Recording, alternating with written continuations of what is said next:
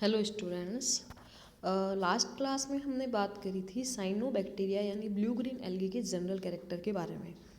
मैंने आपको पहले भी बताया था कि एल्गी के अंदर सबसे पहले हमने जनरल कैरेक्टर्स के बारे में पढ़ा, फिर क्लासिफिकेशन के बारे में पढ़ा, फिर हमने जो जो क्लास हमारे सिलेबस में मेंशन है जैसे साइनोफाइसी, क्लोरोफाइसी, फियोफाइसी, रोडोफाइसी, चेंथोफाइसी, जो भी क्लास मेंशन है पहले हम उसकी डिटेल जनरल कैरेक्टर को लेंगे। जैसे हमने साइनोफाइटा के जनरल कैरेक्टर लिए थे लास्ट क्लास के अंदर, कैसा उसके अंदर थैलस होता है, कैसा रिप्रोडक्शन होता है, सब कुछ कैसे उसके अंदर फ्लैजिला होती है वगैरह वगैरह। अब हर एक क्लास के आपके सिलेबस में मेंबर मेंशन है। जैसे साइनोफाइसी के 2 मेंबर हैं, ऑसिलेटोरिया एंड नॉस्टॉक। तो हम अब उन क्लास के मेंबर को एक एक करके डिटेल में लेंगे। तो आपको पता रहना चाहिए पढ़ने का तरीका क्या रहेगा। पहले एल्गी के जनरल कैरेक्टर, फिर उसका क्लासिफिकेशन, फिर एक एक क्लास की डिटेल, फिर उस क्लास के मेंबर जो मेंशन है।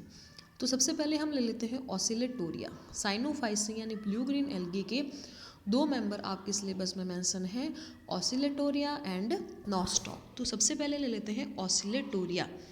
ऑसिलेटोरिया को ऑसिलेटोरिया क्यों कहते हैं, ये भी एक अपने आप में प्रश्न है, क्योंकि ऑसिलेटोरिया जो है उसकी मूवमेंट जो होती है वो ऑसिलेशन जैसी होती है।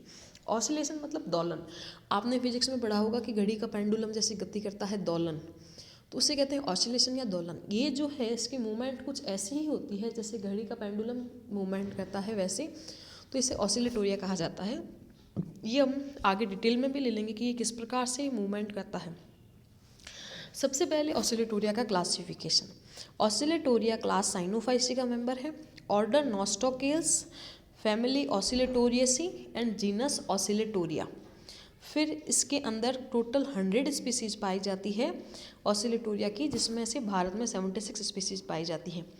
आपके सिलेबस में कोई भी जो सदस्य मेंशन है, चाहे वो एल्गी है, चाहे ब्रायो है, चाहे टेरिडो है, चाहे जिम्नो है, आपको उसका क्लासिफिकेशन डिटेल में आना चाहिए। जैसे सीधा प्रश्न बनता है कि ऑसिलेटोरिया की सिस्टमेटिक पोजीशन या क्लासिफिकेशन दीजिए, तो आपको पता होना चाहिए एल्गी के अंदर साइनोफाइसी में नॉस्टोकियस, ऑसिलेटोरियसी, ऑसिलेटोरिया, ये हुआ। यदि किसी की स्पीसीज स्पेशल है तो आपको उसके बारे में ध्यान रखना है, नहीं तो आप छोड़ दीजिए। प्रकृति यानी कि हैबिट। ऑसिलेटोरिया जो है इसकी यदि थैलस या हैबिट देखें तो ये अनब्रांच्ड फिलामेंटस एल्गी है। इसमें इसके चारों तरफ एक म्यूसिलेजिनस सीथ पाई जाती है, बहुत ही पतला होती है म्यूसिलेजिनस सीथ। तो oscillatoria simple unbranched filamentous thallus with mucilaginous sheath which is very thin. दूसरा अक्रेंस। ऑसिलेटोरिया कहाँ कहाँ मिलता है। ऑसिलेटोरिया जनरली फ्रेश वाटर में मिलता है, ये कभी कभी सॉइल पर भी हो सकता है।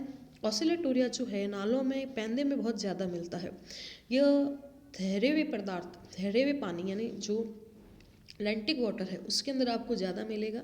ऑसिलेटोरिया प्रोलिफिका एक प्लैंटोनिक स्पीसीज है, यानी पानी में तैरती रहती है। अंदर जो है उसकी वो जो है सॉइल या दीवारों पर आपको अटैच मिलती है।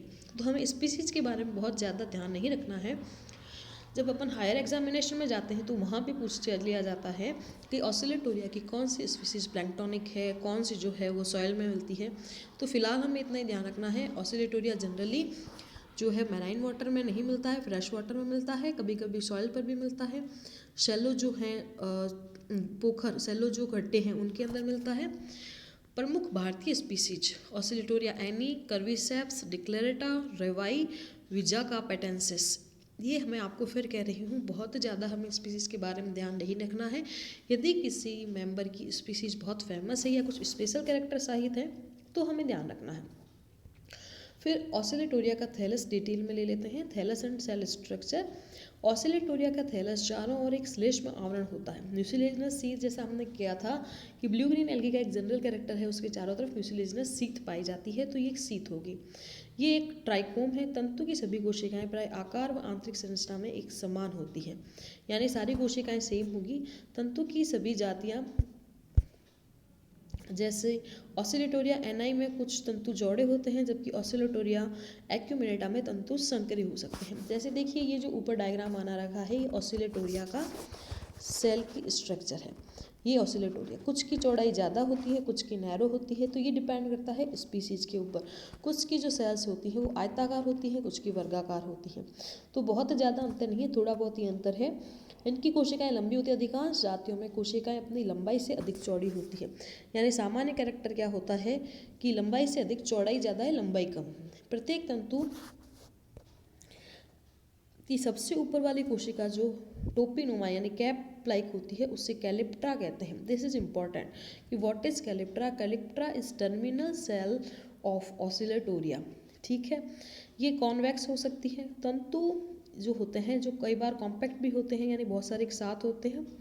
ये जो इनकी बेसिक सेल स्ट्रक्चर देखें तो ये प्रोकैरियोटिक होती है। हमने जनरल कैरेक्टर में किया था कि साइनोफाइसी के जो सदस्य हैं वो प्रोकैरियोटिक होते हैं, यानी इनकी जो सेल हैं वो प्रोकैरियोटिक सेल ऑर्गेनाइजेशन रखती है, यानी इसके अंदर वेल डिफाइंड न्यूक्लियस नहीं होता है, इसके अंदर double membrane bounded cell organelle वगैरह नहीं होते हैं। तो और जो न्यूक्लियर मटेरियल जो है वो बिखरा हुआ रहता है। थाइलेकॉइड्स जो होती हैं वो ग्रेना में स्टॉक्ड नहीं रहती हैं। सेंटर जो पार्ट है सेल का उसके अंदर गुणसूत्र पाए जाते हैं या जेनेटिक मटेरियल पाया जाता है उससे। बाहर वाला जो पार्ट है उसके अंदर कलर्ड के पदार्थ पाए जाते हैं। तो बाहर पेरिफेरल पदार्थ को क्रोमोप्लास्ट, सेंट्रोप्लाज्म को सेंट्रोप्लाज्म कहते हैं, जो हमने डिटेल किया था लास्ट क्लास में साइनोफाइसी में, वही सेल स्ट्रक्चर यहाँ पे है। फिर देखिए इस डायग्राम में देखिए हमने लिख रखा है ट्राइकोम। ट्राइकोम का मतलब होता है हेयर या फिलामेंट। फिर है पिगमेंट, यानी जो इसके अंदर पिगमेंट मिलते हैं। तो ऑसिलेटोरिया में कौन से पिगमेंट होंगे जो साइनोफाइसी में है? तो साइनोफाइसी में कौन से होते हैं? Chlorophyll a, beta carotene and phycobilin, c phycocyanin and c phycoerythrin. Terminal cell देखिए लिखा हुआ है कैलिप्ट्रा। फिर उसके बाद में